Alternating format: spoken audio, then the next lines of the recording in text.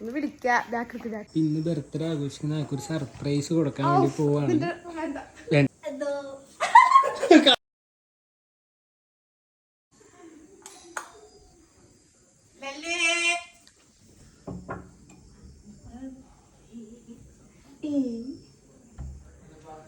Happy birthday to you. Happy birthday to you. ഒരാളുടെ ജീവിതത്തിലെ special ഡേക്ക് അവർക്കൊരു സർപ്രൈസ് കൊടുക്കുക, ഗിഫ്റ്റ് കൊടുക്കുക, ഒരു സന്തോഷം കൊടുക്കുക എന്നൊക്കെ പറയുന്നത് വലിയൊരു കാര്യമാട്ടോ. അതുപോലൊരു കാര്യം എനിക്കെൻ്റെ അനിയത്തി തരുന്നതാണ് ഈ കാണുന്നത്. ആക്ച്വലി ഞങ്ങളിന്ന് മൂത്ത താത്താടെ വീട്ടിൽ പോകാനായിട്ട് പ്ലാൻ ചെയ്ത് അവളും ഹസ്ബൻഡും വീട്ടിൽ നിന്ന് എൻ്റെ ഉമ്മിച്ചിനെയും കൂട്ടിയിട്ട് എൻ്റെ വീട്ടിലേക്ക് വന്നതാട്ടോ. ഈ ഒരു സ്പെഷ്യൽ ഡേയിൽ അവൾ വന്നപ്പോൾ തന്നെ ഞാൻ അവളിൽ നിന്നിത് എക്സ്പെക്റ്റ് ചെയ്തിട്ടുണ്ടായിരുന്നു. നമ്മൾ അത്രയും ഒരു ഗ്യാരണ്ടിയിൽ അങ്ങനെ എക്സ്പെക്റ്റ് ചെയ്യണമെന്നുണ്ടെങ്കിൽ അവർ നമുക്ക് തരുന്നൊരു വാല്യൂ അല്ലെങ്കിൽ സ്നേഹം നമ്മൾ അത്രയും മനസ്സിലാക്കുന്നത് കൊണ്ടാണ്. തിരിച്ചും അങ്ങനെ തന്നെ കേട്ടോ.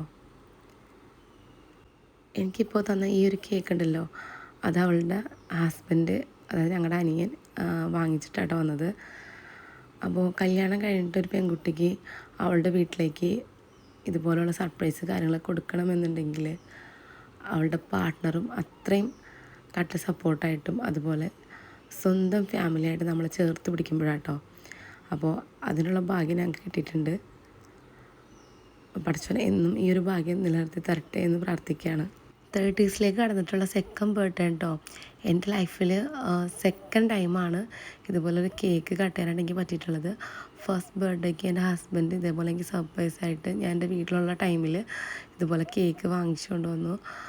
അതെനിക്ക് ഭയങ്കര ഒരു എന്താ പറയുക സർപ്രൈസ് ആയിപ്പോയി കേട്ടോ. എൻ്റെ ലൈഫിൽ ഫസ്റ്റ് ടൈം ആയിരുന്നു അത്. ഇതെൻ്റെ ലൈഫിലെ സെക്കൻഡ് ബർത്ത്ഡേ കേക്കാണ്.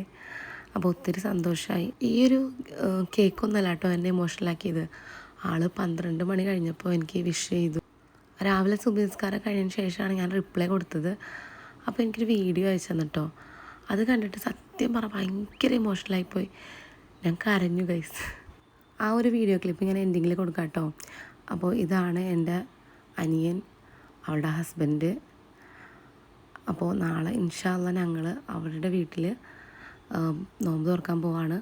അവരുടെ കല്യാണം കഴിഞ്ഞിട്ടുള്ള ഫസ്റ്റ് നോമ്പാട്ടോ. ഇൻഷാ അല്ലാഹ് അതിൻ്റെ വ്ളോഗ് ഇടാട്ടോ. പിന്നെ ആ ഒരു വീഡിയോ ഇതാണേ.